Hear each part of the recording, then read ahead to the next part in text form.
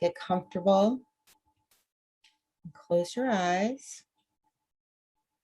Take a deep breath in and then let it out longer than the breath in. Another deep breath in and let it out as much as you can. And one last deep breath in. All the way out. Great.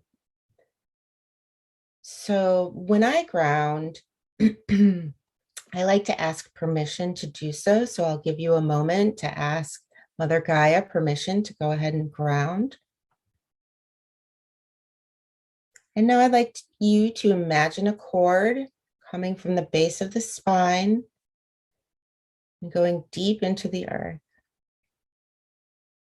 Pay attention to what the cord looks like. It could be a tree trunk, it could be a ribbon, it could be a chain, but that's indicative of, some energy that you're looking to release. So that is a message to you as you are connecting to Mother Gaia. And now I'll ask you to release any tension you have. Maybe you want to rotate your shoulders a little bit as you do so, and your neck. Release any anxieties that you might have. Maybe take a couple deep cleansing breaths to let that energy out. And release any fears that you may have. Maybe thinking of something that you're grateful for will help you to release your fears.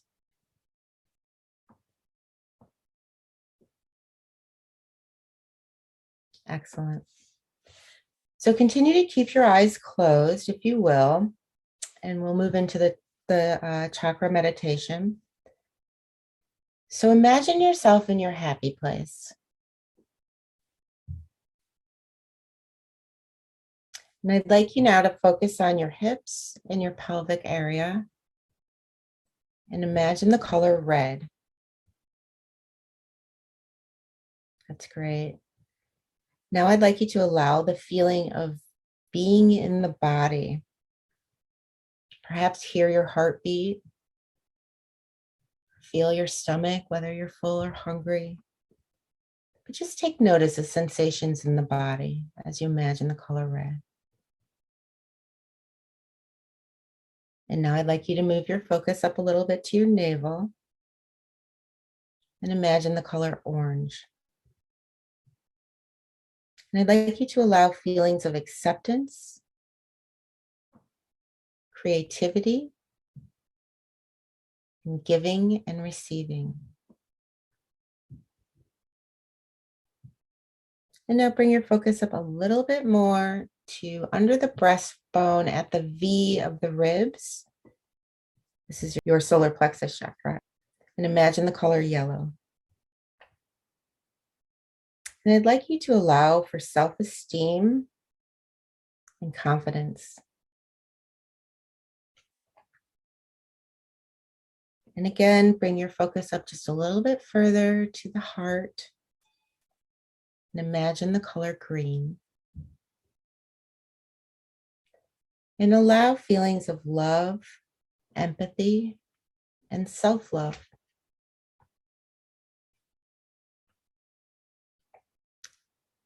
Focus a little bit higher up on the throat area and imagine the color blue.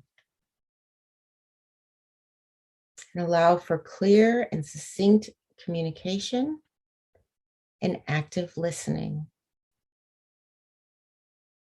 And now focus on the area between the eyes and imagine the color purple. Here, I'd like you to allow for intuition and foresight to come in. Now focus on the top of the head and imagine the color indigo. And allow yourself to be connected to the divine. And lastly, focus just above the head. This chakra is called the soul star. And imagine the color white or gold. And allow a connection to your higher self. Say hi, higher self. Excellent. When you are satisfied with your experience, you can go ahead and come back.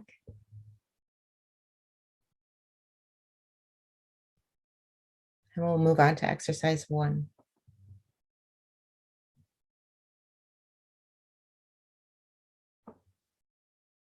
So exercise 1 is an affirmation. I'll say one sentence at a time, and then I'll give you a moment to repeat that sentence. And so the first sentence is, I transcend the illusion of my ego. Next, I transcend the limited mind. I am free of karmic residue. And I am connected to the cosmic realm. All right. So now let's move into the presentation portion of intuition. And first, we'll talk about what intuition is. And so oftentimes when people think of intuition, they think of a voice inside of their head that's guiding them or telling them to do something. And that can be accurate, but that's not necessarily it.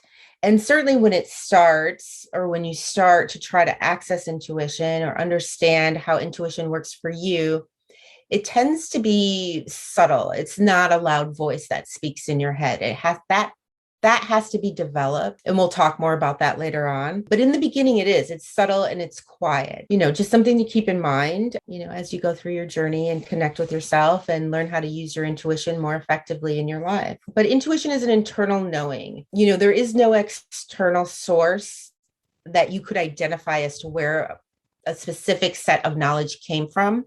And that most likely is because it came from your intuition, right? So this is, what we would call the innate, coming from inside. And it would be difficult, like I said, to identify an external source. That internal source, or that innate that I'm speaking of, would be your soul speaking, or your higher self, or perhaps your connection to the collective.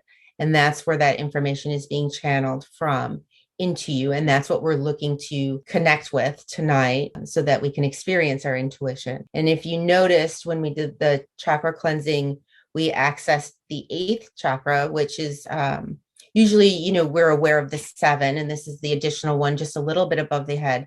And that's the energy center where the higher self lives, so to speak. And so I felt that was important tonight, that we did that we accessed that energy center so that we could bring forth our higher selves in this meeting together tonight. Intuition is also the first step in connecting to the collective. And opening the doors to any additional gifts that you might have access to. The first piece is understanding and having consistent access to intuition. And then from there, other gifts will flow. More information comes in different ways. You experience that which is unseen a little more consistently and regularly, and you're able to wrap your thoughts around that versus missing those experiences or perhaps explaining them away as something else. So it really is the foundation of, moving into those higher realms of consciousness. So our goal tonight is to, 1, recognize intuition, and 2, interact with it. Hopefully by the end of this presentation, we'll have accomplished both of those things for each and every one of you. So that begs the question, how do you access it? The first piece, or the first thing that for me, when I was learning to connect with my intuition, was to know myself. And before I was consistently accessing this information, I felt very confused. I felt very lost, and I felt like I didn't know who I was. And so some ways that I was able to get back to myself, and some ways that I suggest you to practice knowing yourself or getting to know yourself even better, would be to acknowledge and honor your preferences. If something is happening that you don't like or doesn't feel comfortable or right, then you should certainly speak up. And that's what I mean by honoring your preferences and acknowledging as well, and also the things that feel good, do those a lot. Like intuition is a system based on feelings, and the better you feel, the louder the intuition is. So do things that make you feel good, honor your preferences. For me, it's music. I love live music, and I see as many shows as I can. Last week it was 3 shows. The week before it was 2 shows. but it makes me feel good, And so that's why I do it. Again, you want to do these things that are, of course, good for the soul and healthy for the body. But yes, acknowledging and honoring preferences will certainly help you to get more in touch with who you are.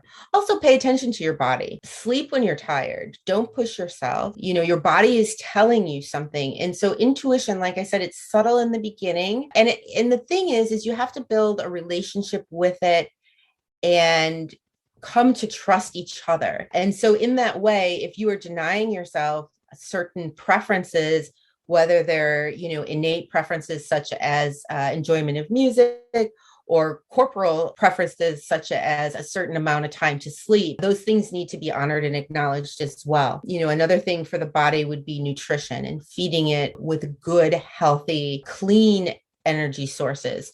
So when the body is gunked up, intuition is also gunked up because we're not really separate from it, right? And so we need to have a clear antenna, so to speak, so that messages and signals can come through freely and also clearly. And so when you have pure energy in the body, you're able to receive messages with more clarity. Exercise is another thing. And I'm not suggesting that you start, an Ironman regimen of exercise. What I'm suggesting is that you pay attention to your body and you recognize when you need to move the body. Yoga is a great, gentle exercise. So this doesn't have to be anything too rigorous or intense, but the body does need to move. It's what helps process or, allow certain systems to function efficiently. So in that way, when the body is functioning efficiently, then again, you're receiving clear messages and you're receiving them efficiently. And the last thing that I would say in terms of paying attention to your body is detox. We talked a little bit about nutrition and pure sources of energy. We're human and we like certain things that may not necessarily be a pure source of energy. And there's no reason why you shouldn't treat yourself, because certainly you want to do things that make you feel good. And sometimes a treat makes you feel good and you do it.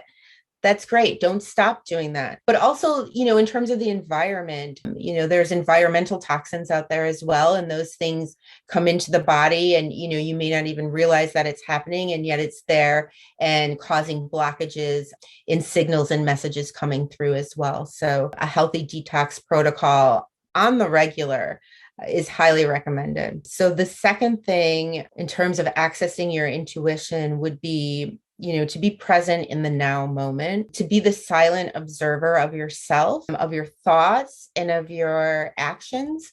You're not your thoughts, you are not your actions. Those are things that happen within your energetic space, but you're more than that, right?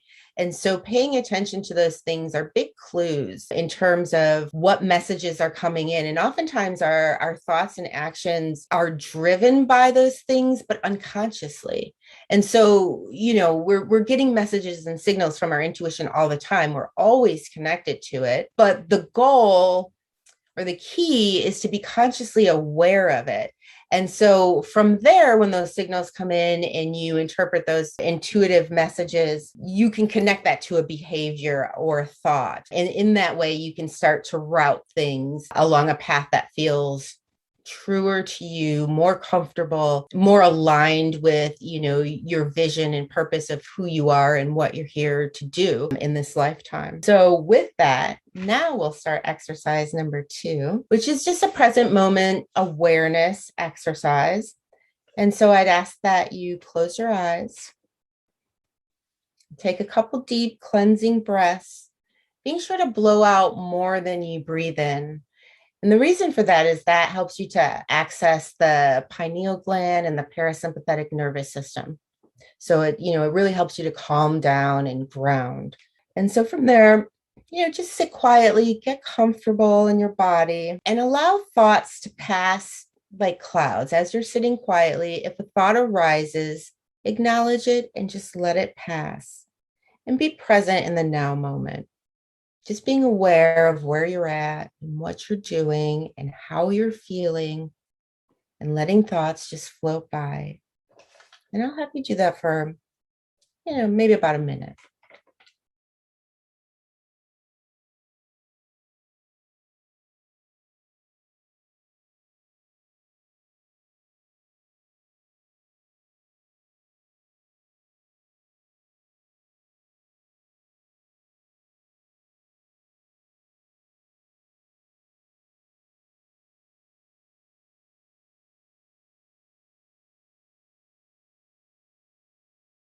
And when you feel satisfied with your experience, I'll ask that you come back.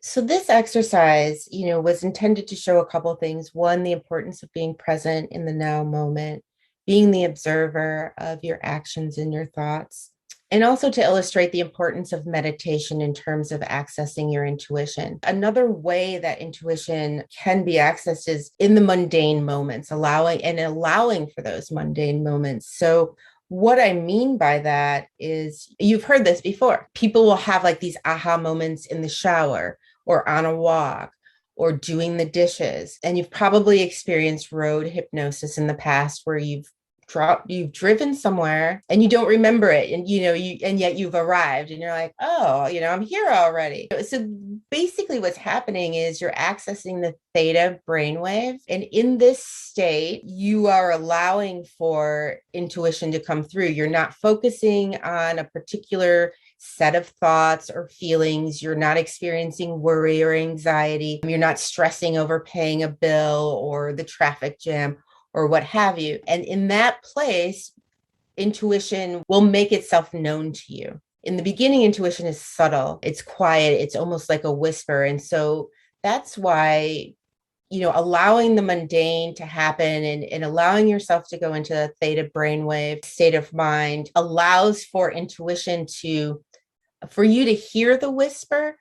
But eventually what you'll find is that that's when it's at its loudest. So as you nurture your relationship with your intuition and start to build the trust by having those mundane moments and having those aha moments, by intentionally putting yourself into those situations and setting expectations, I expect to hear from myself while I'm, mundanely doing the dishes and not thinking about anything else. It will get louder. And that's the place where you can look for it. We're all very much aware that dreams are symbolic and that the subconscious can be quite literal at times when we reflect on certain dreams that we've had and then see, the future outcome of what that message was. And so in that way, this is how intuition speaks to you. But, dream journals are really effective. Recently, I just started trying a new sleep pattern that I'll share with you guys. You're welcome to try this if that feels right to you. But it's the idea of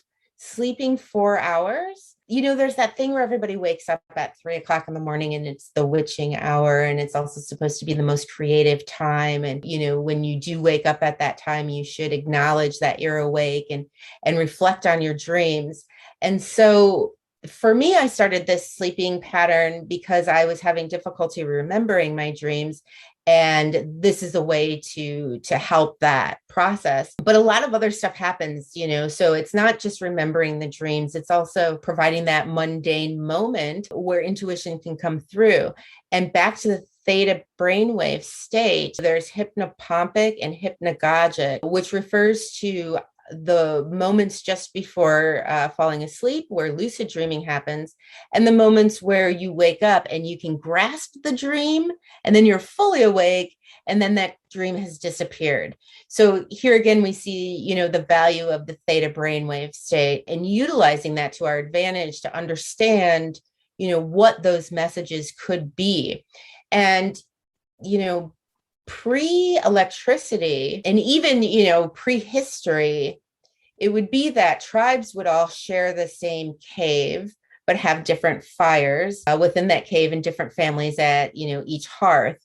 And they would practice this sleep pattern where they would wake up 4 hours later, and then they would share with each other their dreams and discuss them. And in this way, the community came together to really engage intuition and hold space for that particular type of energy, acknowledge it, experience it, and then see how it plays out in your waking life or in those waking moments. The suggestion with that sleep pattern, the 4 hours of sleep, is that the way that the United States work, it would be ideal that you had your 4 hours of sleep. You woke up, you went on with your day after doing your meditations or dream journals, reflections and such, perhaps painting, writing a poem, playing some music. Creativity is definitely alive at this moment.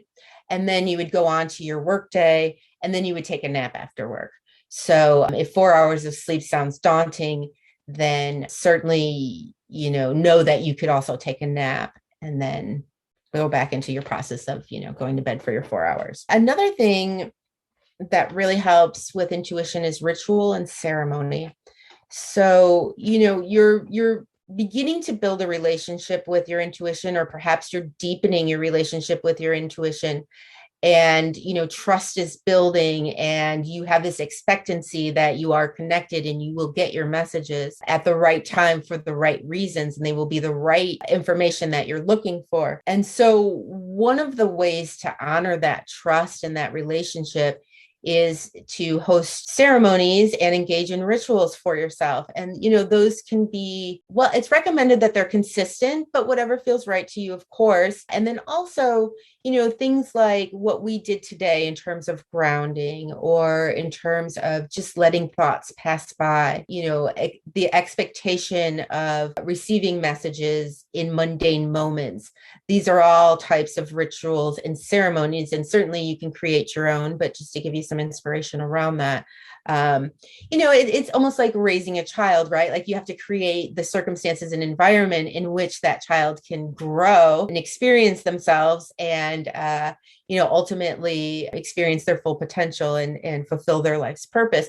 And this is very much the same way, where you want to, provide yourself with that space, that safe container, that consistency, and that expectation that, these messages are there, and that you want to connect with them and experience them and understand them with clarity. Another great ritual that I like to practice, and I'll share with you guys, is speaking to your DNA. So, this is much like the idea of affirmations. There's something about the voice leaving the body through the mouth and then going back into the body through the ears. It activates something in the subconscious that allows you to fully receive the message and then manifest whatever that is into reality. And so, one of the things that I like to do is speak to my DNA. And some of the things that I say, is I'm healthy. I am aware of my thoughts and behaviors. My consciousness is expanding. I contribute to society. These are the things where I'm activating these components of the DNA that's within me that will, again, manifest into my reality. Because, we talked about paying attention to the body and preparing the body to receive these messages. And this is an active way that you could have a ritual or ceremony around preparing your body to receive messages, sending intentions out about what it is that you would like your body to do for you. And if you're questioning what specific things you might like to say to your DNA, then certainly you could ask your intuition or your higher self, what is it that I need at this moment? And then quietly sit for the answer. It will come, and then you could speak that out loud so it can go into the ear to manifest that reality within the body. So it's like, it's this nice cycle. Yeah, it's cyclical, where all these pieces need to be observed. And I'm sure there's more, and I shouldn't say need. This is really based on, how you feel about these particular things, but they all do work in tandem with each other to produce the best results. So another great tool for accessing intuition is psychedelics. Psychedelics are retrospective in nature and cause you to look within. So, that right there is an excellent tool to get started. And then, of course, creating your intentions, so if within your ceremony of participating and experiencing in psychedelics, you might set an intention, to really connect with your intuition or your higher self, and, ask the questions around when setting the intention. Who am I? What are my preferences? What is my life purpose? I think that's a great question in terms of activating intuition, because intuition, it's always there. It's always speaking to you. It's always guiding your choices and decisions in life. It's just about perceiving it, being aware when it's happening, or tapping into it at will. So you could ask a question, get an answer. So in that way, setting those intentions before a psychedelic journey be super beneficial. Of course, integration after the journey is equally as beneficial, processing the messages that you've received and learning how to incorporate those into your daily life.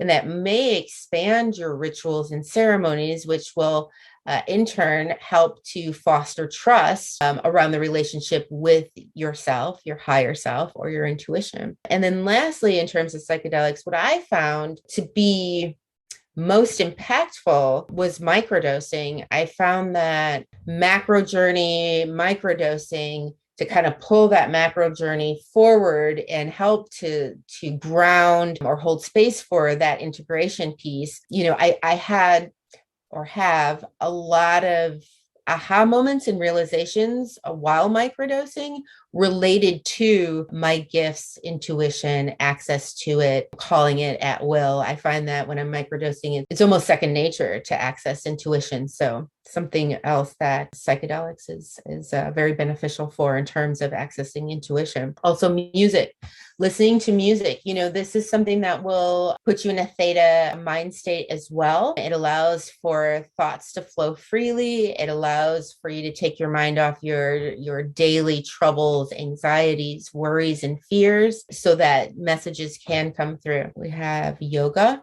which I mentioned earlier in terms of paying attention to the body and exercise. And even acupuncture would be great for accessing intuition. In fact, I have used acupuncture to access intuition and have received really great messages that way, very clear. So, pressure points, poses, those things definitely have an effect and can help to deepen your relationship or grow your relationship with your intuition. Gratitude is really important. Being thankful for what you have puts you in a mindset that takes you away from lack or worry or fear or anxiety.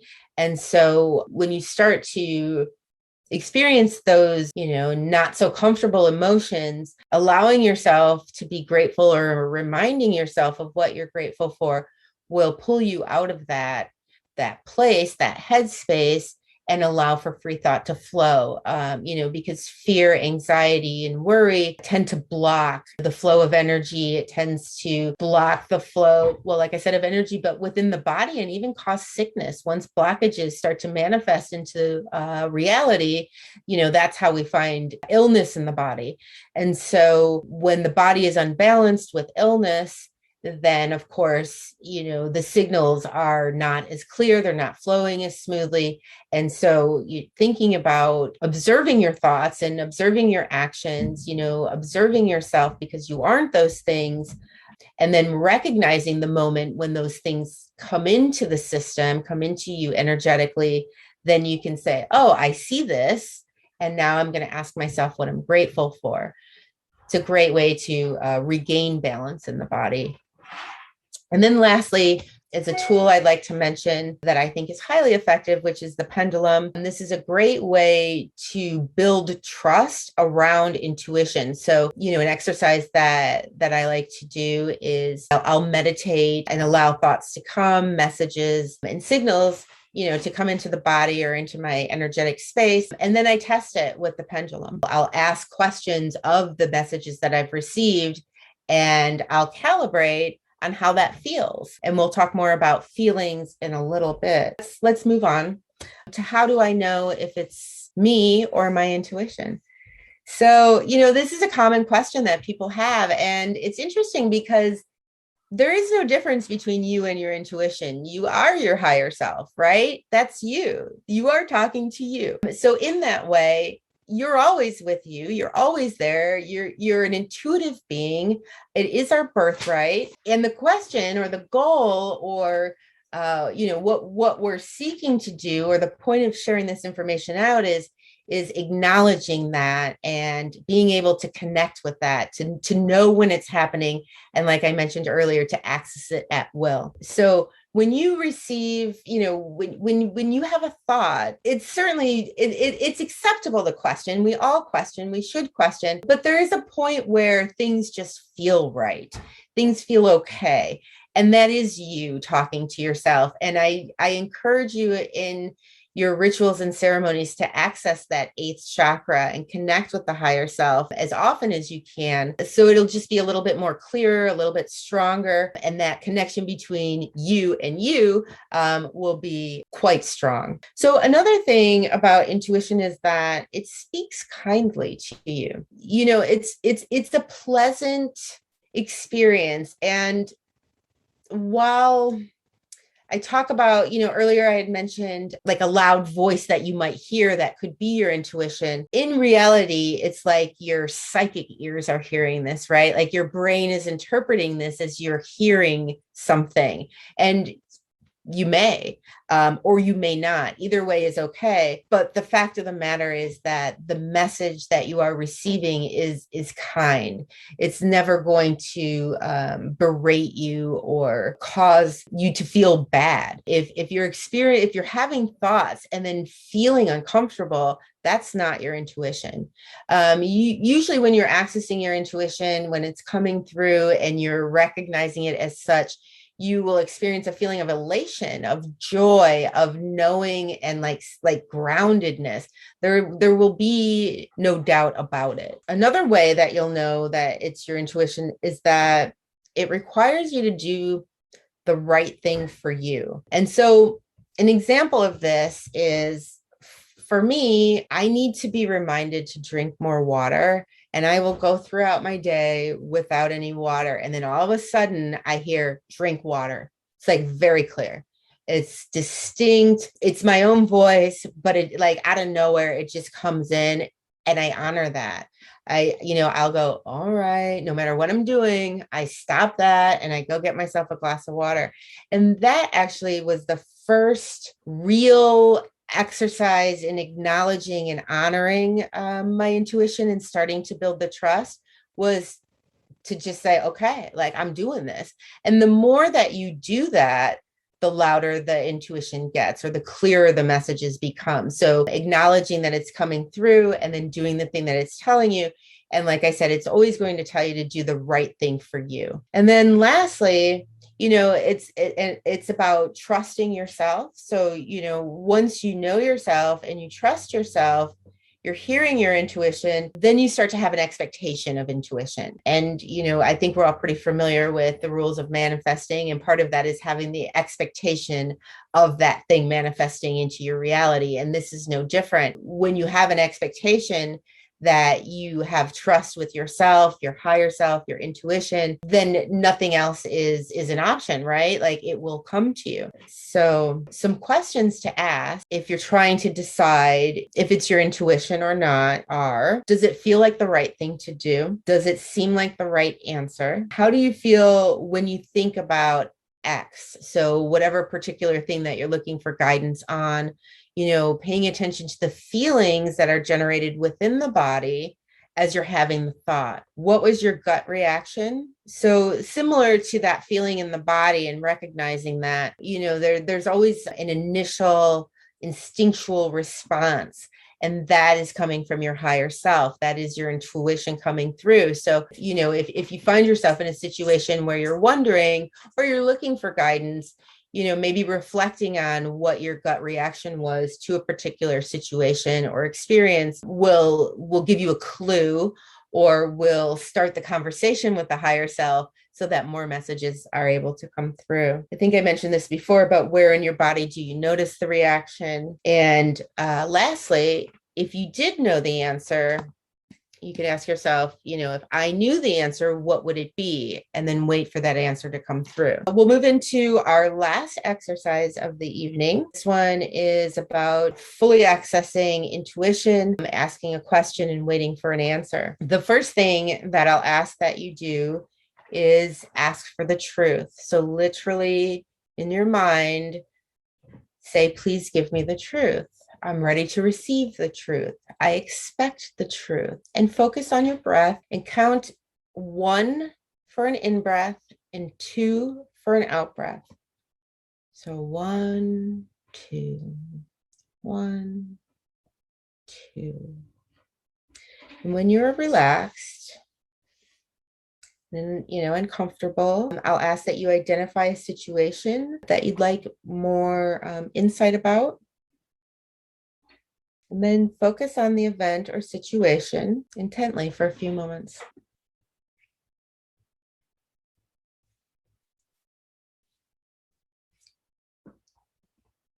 All right, great. So the last thing that I'll share in terms of presentation are some games and tools that you can utilize to continue to further develop your relationship with yourself and your intuition. And so an app that I like to use is called ESP Trainer. This was developed by, I forget which university, but I believe it's a college professor of psychology. And so your responses are tracked, and when you reach a certain score consistently, then, and you'll read this in the app, then it may be time for you to be in contact with them. They'd like to know more about you and what's going on. But basically, it's just 4 squares, 4 colors, and you just pick the color. And that's it. And this will help you over time. So what happens is when you pick the right color, you'll hear a sound and you'll see an image. And ideally, you would have a sensation within the body. And talking about paying attention to sensations in the body, what the ESP trainer does is it helps you to feel that feeling more often so that you can recognize that feeling. And then once you've recognized that feeling, that's like your indication of which square or color is the right answer. And in so is training intuition, and consequently ESP. As we mentioned, intuition is the gateway to all of those lovely and wonderful gifts. So that's a great tool. Memory, the game memory, it's a simple one, but helps. That one works. And again, paying attention to sensations in the body as you select your cards. So this particular game I like to do while on psychedelics. I find that I'm way better at it, but it's guess the card. So you and a partner, it's just like one of you is looking at the card, and then as you look at it, the other one is accessing what you're seeing. So this is the beginning of developing telepathy as well. You're seeing through somebody else's eyes or feeling their emotions, however it is that information or data is coming into you. So, playing the card game in that way is really effective.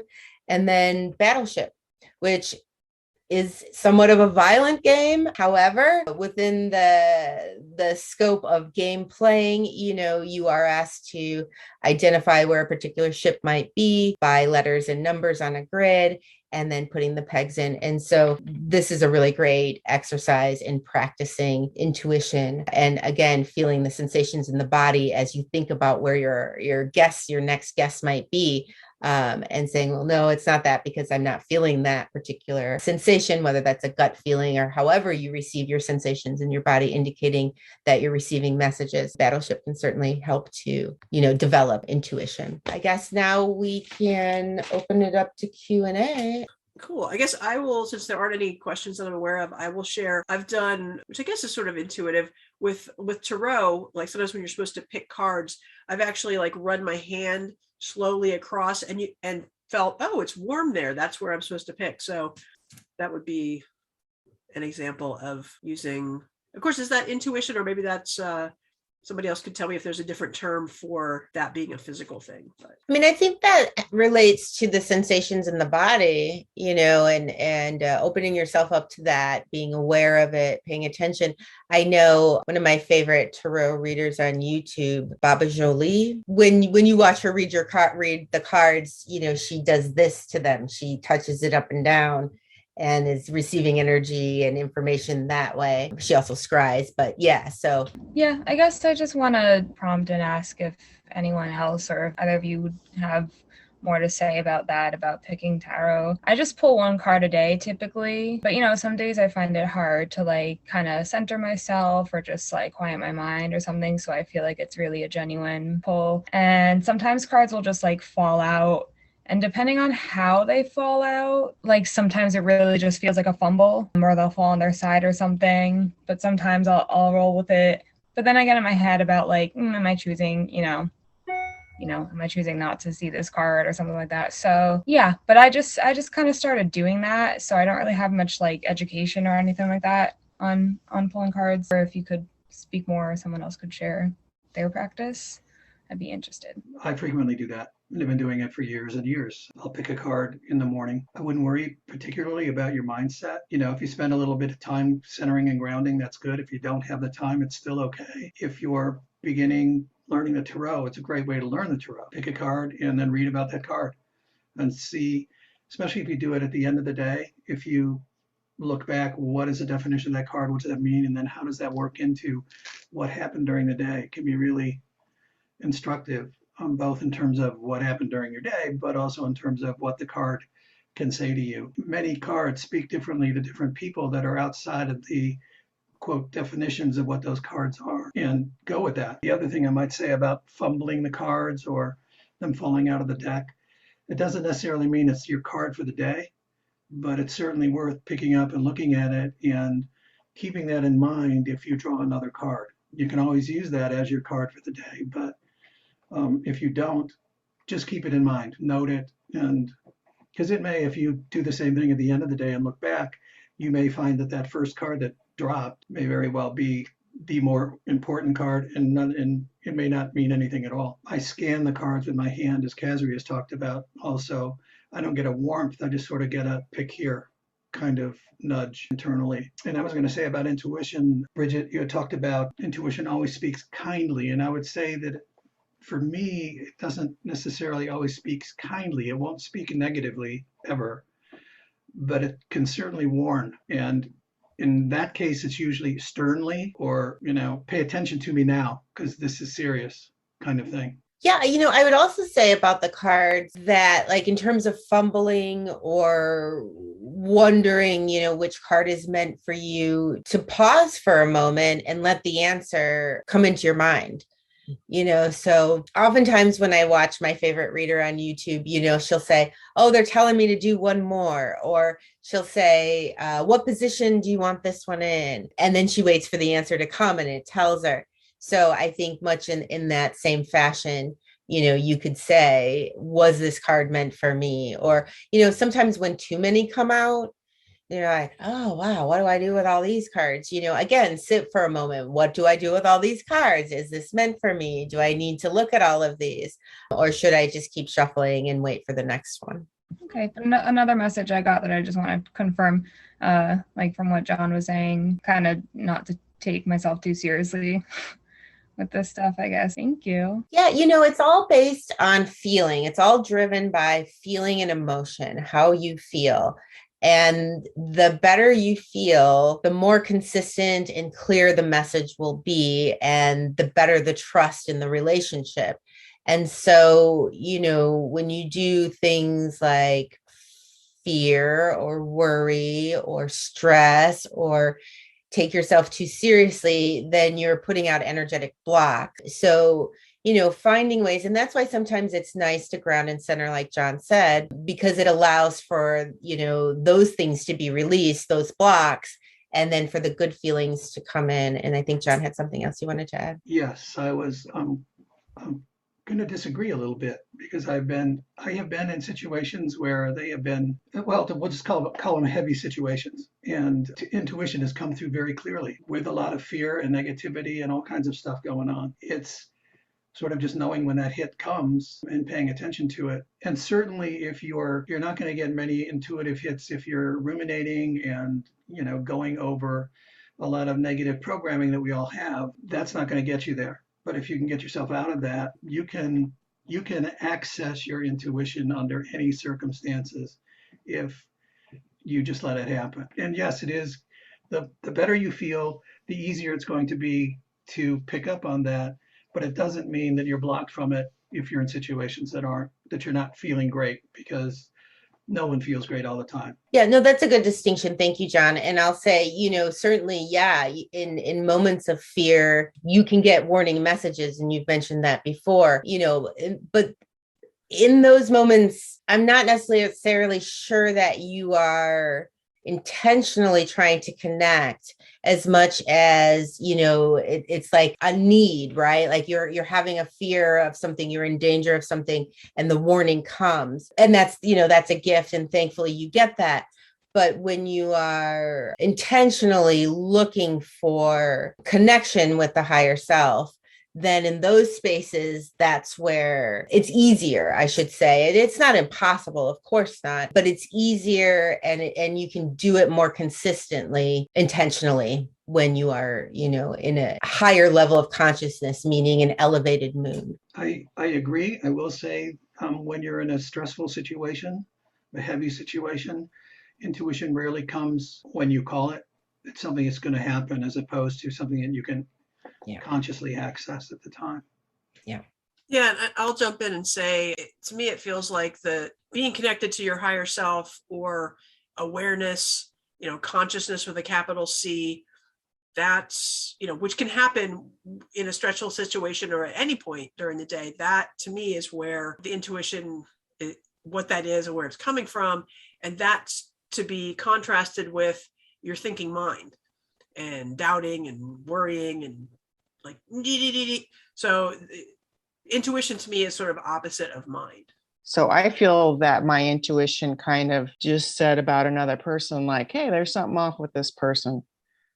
But my mind was kind of arguing and kind of measuring facts and listening to promises and so on. And after time spent with this person, was like, wow, that voice was like so right. And I would like to hear more from it. And I believe that if I listen to it, it can talk more, like if it's being heard. It was speaking to my good, as opposed to, what my mind was measuring, evaluating, projecting, all that kind of stuff. Yeah, you're exactly right. When you listen to your intuition, that's what builds the trust, so having the realization, maybe going into it initially doubting, but coming out on the other side, having, experienced that future event, and then reflecting and saying, yeah, no, I agree with that voice, then that voice goes, cool. Okay, we're friends. You're listening. And then it'll talk again. It's much like any relationship when you're encouraged to share and then receive, respectfully and in a well way, then you feel, the willingness to share more. And it's no different. Leo asked about, could you talk about how you view the distinction between intuition and divination? That's, how do you feel about answering that question, Kazzrie? I feel like you might be the person for that. Yeah, it's sort of two different sorts of things. I mean, intuition I think of as being, a constant flow, and divination maybe being an activity where you're like, okay, I'm going to ask a question and intuit the answer. So intuition's involved there. It reminds me of our idea that we want to have a glossary of terms where we talk about what all the different terms mean.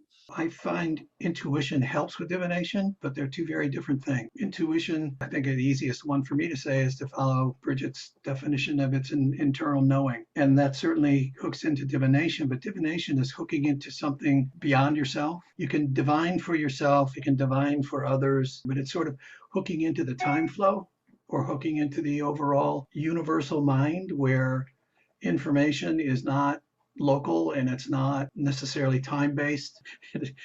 Describing the mechanics of divination is really hard to do. And I'm sure other people have experience with that and can probably do it better than I am. But it differs from intuition in that intuition is an internal knowing. Divination is a knowing also, but it's picking up clues. It's picking up external clues.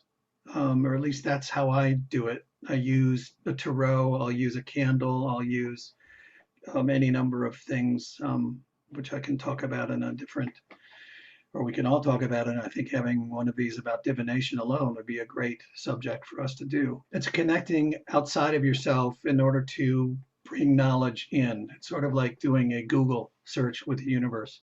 John, I thought that was great. It reminded me of, so I grew up in Chicago, and when I was under 10, I had some neighbors that were from Iran. They were escaping the Ayatollah. They read tea leaves. Well, Anne, the woman did, so we would sit in the backyard and she would, we would drink our tea and then she would read the leaves. That is divination. in my opinion. And the way that I see that is, to John's point, it's accessing the external through a tool of some sort, like the tarot or a candle or tea leaves, versus intuition. If you remember earlier in the presentation, you can't identify the external source. Divination, you can.